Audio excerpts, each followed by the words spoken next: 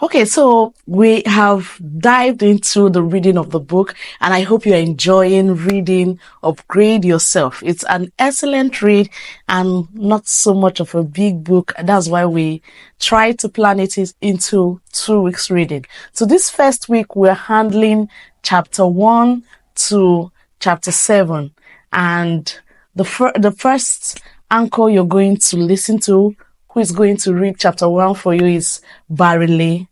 Barile is a graduate of University of Port Harcourt, and he studied civil and environmental engineering. He works with us here at Right Treasures, and he's been a very helpful and resourceful individual, ensuring that the daily running around and the daily activities of Right Treasures are done properly. So you'll be listening to him handle chapter 1, I will handle chapter 2, he handles chapter 3, I handle chapter 4, he handles chapter 5, and I handle chapter 6. Then lastly, he will handle chapter 7. And that's 7 chapters in all. So we're going to dive into it real quick. And I want you to sit back, enjoy the ride, and hope that this spurs you to go back, read the book, and ensure that you take in the lessons, because we're going to have a time where we'll gather together and then discuss the book as a family. Welcome to January Book Review. Hello everyone, and welcome to this book review done on this book called Upgrade Yourself. It's a very beautiful book, and I'm excited to take you on this journey. My name is Barile Gone, and I would be taking you on the review, not all chapters, but certain chapters, and we'll be exploring it together. I'm excited to go on this journey. I hope you are. We're starting with the very first chapter. The very first chapter is upgrading your belief system. I like how the book starts. It starts with a beautiful story. It starts with the story of a doctor and a patient. A patient in the hospital who was suffering from cancer. And then the doctor, there was this experimental drug that was being produced, not yet certified. The doctor was using that experimental drug on the patient. In the course of treatment, the patient was getting better, but then news broke out that the experimental drug does not work. So what suddenly happens to the patient? He relapses. He falls into the exact condition before the drug was being used. And then the doctor thought to himself and said, if this drug never really worked and the patient was getting better, then it's important to explore. And then he put water and then was injecting the patient with water. After a while, the patient was getting better. He only told the patient that this is a stronger version of that miracle drug that did not work. He was just injecting the patient with water, and then miraculously, all the cancer was, dying and dying and dying. Then finally, news broke out that this patient, the drug does not work at all. And then the patient relapsed and died. It's a powerful story. It shows us the power that is embedded in our belief systems. It's important that we know what our belief systems. Our belief systems are things that run in the background. They're more of like a software. They run in the background of our life. They produce thoughts that produce emotions and feelings, and then lead you to take on particular actions. Think of it as a software that is running on in the background of your life without your knowledge. So you're not necessarily aware of the belief systems that are present in your life, but they are actually running your life. Your belief system is a combination of the knowledge and information that you have accumulated all your life. The things that your eyes have seen and the things that your ears have heard that have now entered into your subconscious mind that are now running your life. It was created on past information that you have received from your parents, from your teachers, and from the media. And because you have believed them on the subconscious level, it now runs your life. However, there is good news.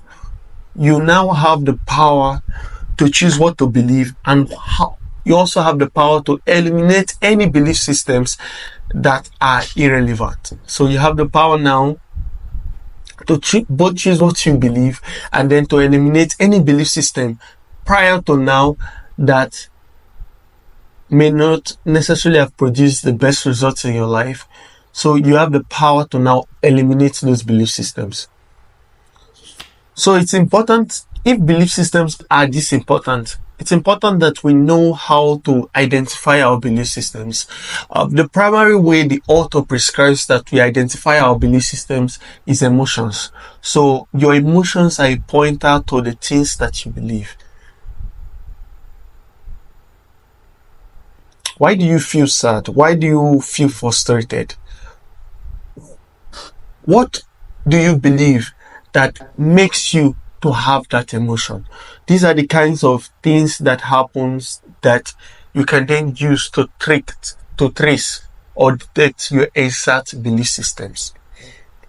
Now, there's a 7-step process in the book, noted down in the book, that will help you overcome any limiting beliefs.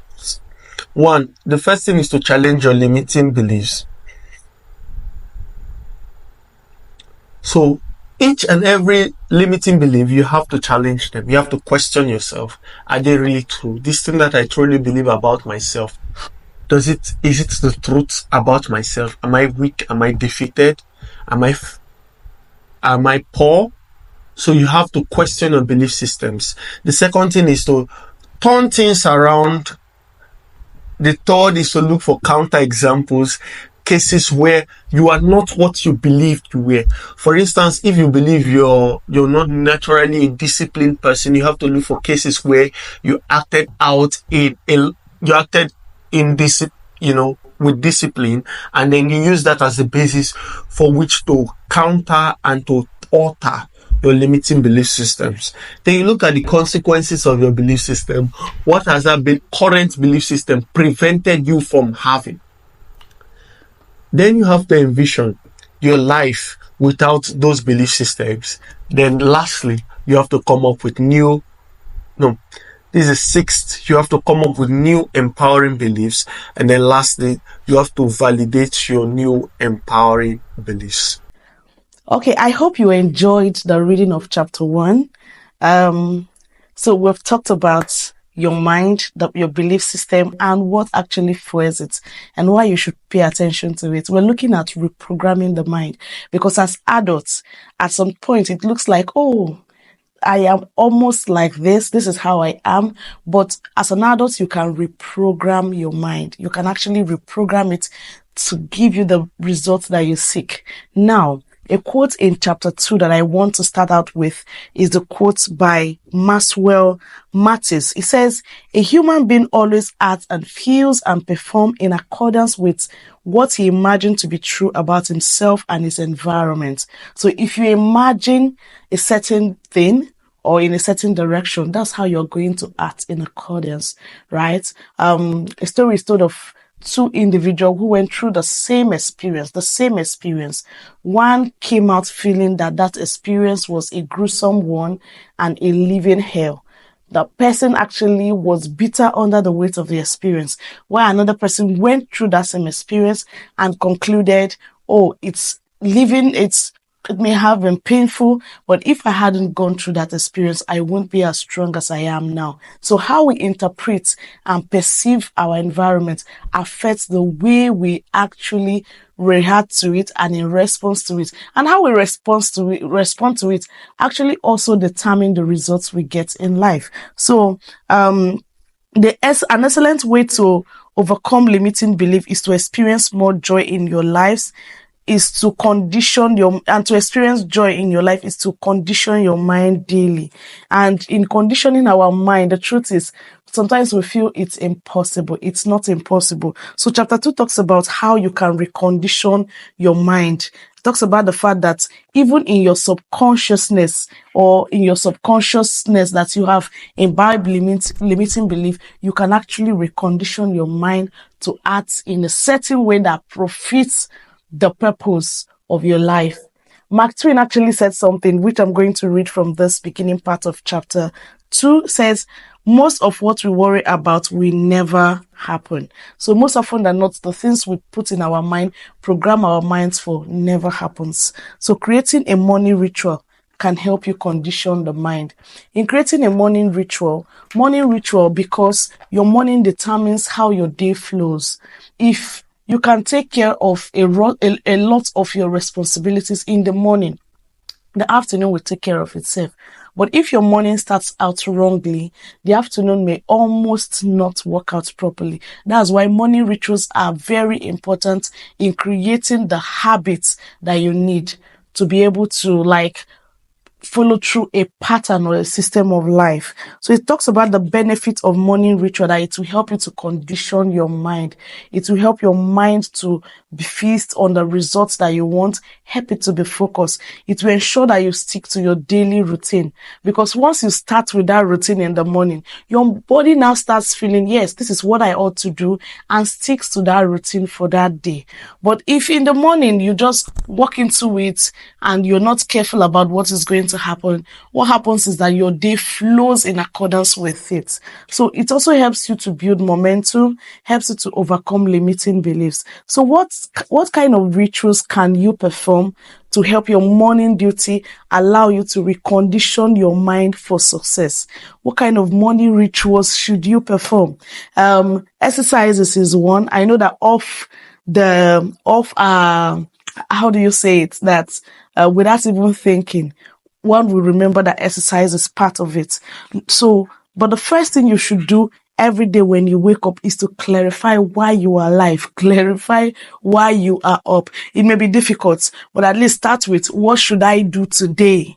What are the responsibilities I should do today? Because if you don't attach an assignment to your life, somebody else will give you an assignment. So get excited about your morning rituals, whether it's doing exercises, whether it's praying, whatever it is. So make sure that your morning ritual is something that genuinely excites you. So it's like starting up the most exciting activities early enough. So your Bible reading, your skipping, whatever you're doing in the morning, select the components of your morning rituals.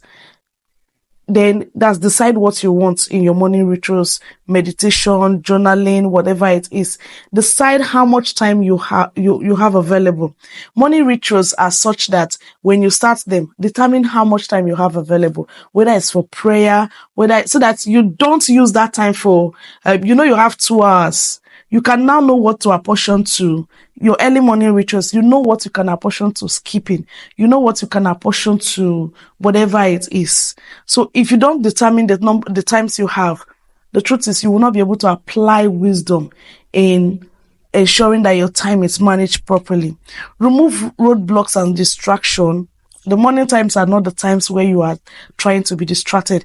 What morning rituals does for you really cannot be overemphasized, because if your brain is cleared in the morning, the anxieties are removed, you are clear on what you want to do. The truth is you will run with a better speed as compared to you don't just know where you are headed. So set yourself up for success. Make sure you get enough sleep. If necessary, create enough rituals as well. Then commit to 100% of performing your tasks properly. Undertake the 30 days challenge. It's on his site. This one you have to go on the site to undertake that daily challenge.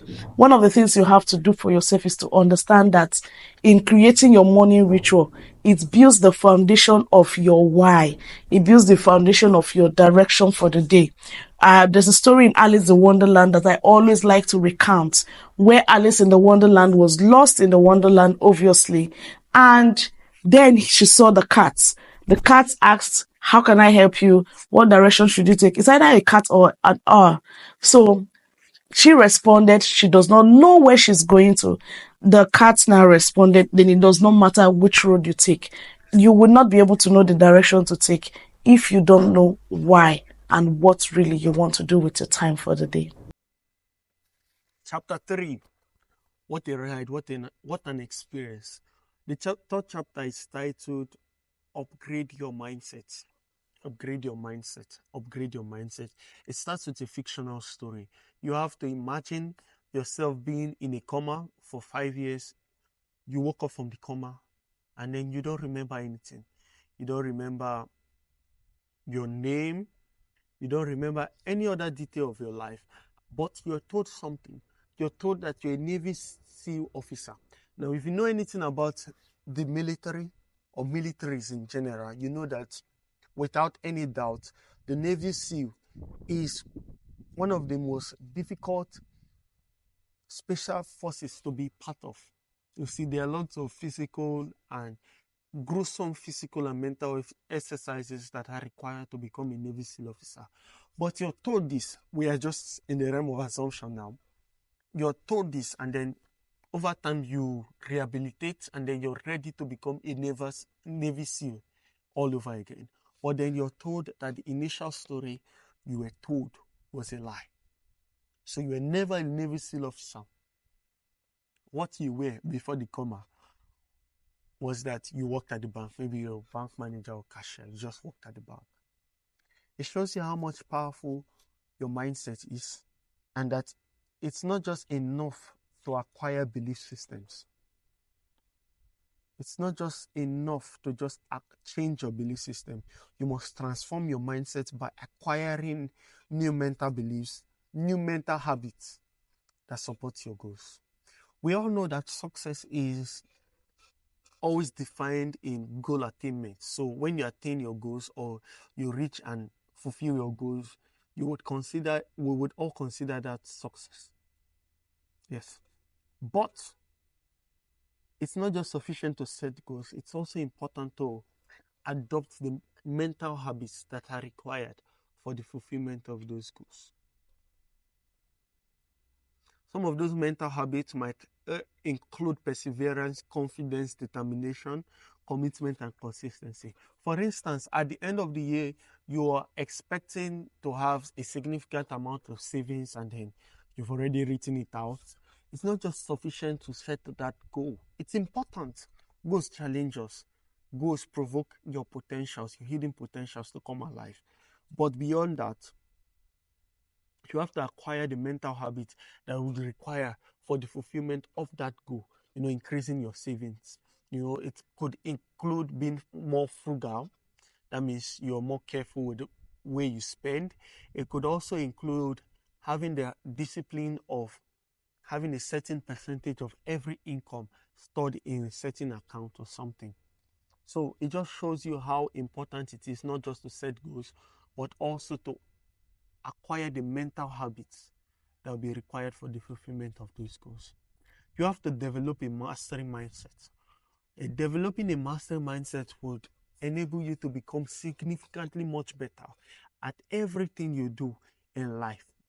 So there are 5 major components of developing a mastery mindset. You have to focus on the process. You have to think long term. You have to become extremely focused. That means you're not here today and here today and tomorrow. You have to find something and then stick at it until you become a master at it. You have to apply everything you learn, and then sometimes you have to go back again to the basis. Go back again to the basis. Then, in developing a mastery mindset, you have to develop a fundamental life skill. Patience. Patience. We'll see you in the next chapter. Thank you.